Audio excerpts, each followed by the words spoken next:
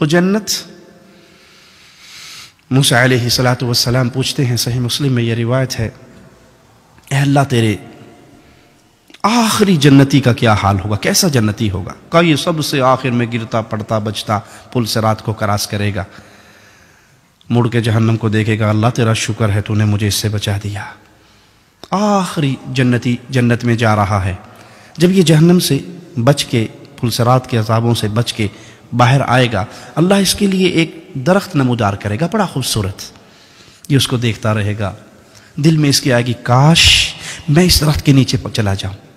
یہ کہے گا اللہ مجھے بھی اس درخت کی چھاؤں میں بٹھا دے، اس کا پھل کھاؤں، اس کا پانی پیوں، اس کی چھاؤں میں بیٹھوں۔ اللہ مالک فرمائے گا بندے میں نے تجھے اگر یہ دے دیا تیری ڈیمانڈ اور بڑھے گی، تو مزید مانگنا شروع کر دے گا۔ اللہ نہیں اے دے چھوڑو نا، پہ اور کچھ نہ مانگنا، اے تے دے چھوڑو نا، پہلا سوال تو پورا ہو نا۔ اللہ اس کے نیچے بٹھا دے گا۔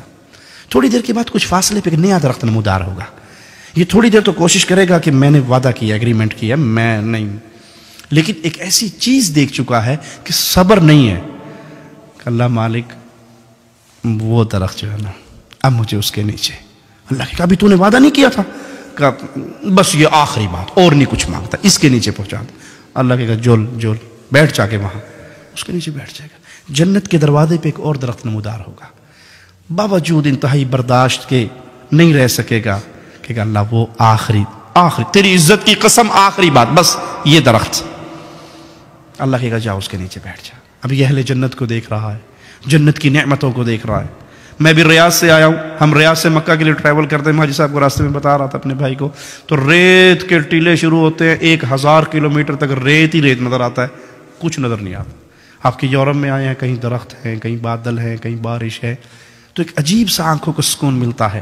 ارے بھائی جنت وہ ہے جس کو کسی آنکھ نے دیکھا نہیں ہے، کسی کان نے اس کی صفات کو سنا نہیں ہے، کسی دل کے کسی دماغ کے دریچوں پہ اس کی خبر نہیں پڑی ہے، وہ اس جنت کو دیکھ رہا ہے، پاگل ہو رہا ہے کہ اللہ مجھے جنت دے دے۔ اللہ کہے گا جا جنت میں۔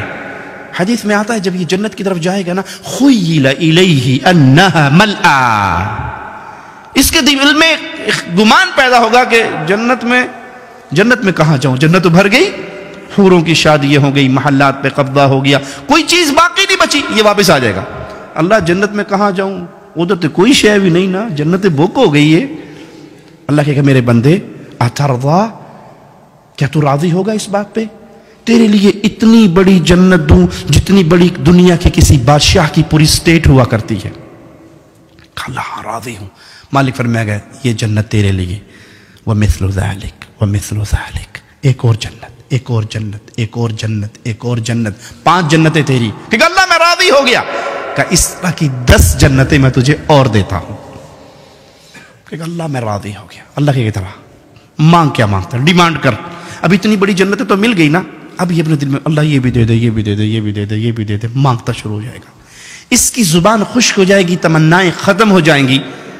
اللہ اس کو اپنی نعمتیں یاد کروائے گا، یاد کروائے گا۔ اولا تريد كذا سل مني عبدي كذا، بندے یہ مانگ لے، بندے یہ مانگ لے، تجھے وہ نعمت نہیں چاہیے، اللہ ہاں یہ بھی دے دے، یہ بھی دے دے، یہ بھی دے دے۔ سبحان اللہ۔ اس رحمان اور رحیم مولا کو چھوڑ کے غیروں کے در پہ گرنے والو، تمہاری عقل کہاں فوت ہو گئی؟ موسیٰ علیہ السلام کہنے کہ اللہ یہ آخری جنتی ہے؟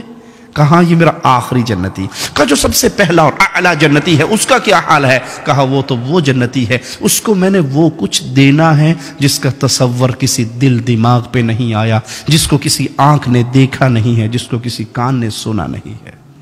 اتنا رحمان اللہ، اتنا رحیم اللہ، اتنی محبت کرنے والا اللہ، اتنا زیادہ انعام دینے والا اللہ، وہ اس جنت میں آنے کے لیے شرط لگا رہا ہے، بندے یہ جنت تجھے ملے گی، شرط کیا ہے، ثم لقیتنی، جب تیری اور میری ملاقات ہو تو لا تشرک باللہ شیئا، اس اصول پہ قائم رہنا، تو کبھی میرے ساتھ شرک نہ کرتا ہوا اگر میرے پاس آ گیا، تیری زندگی بھر کے گناہوں کو معاف کر دوں گا۔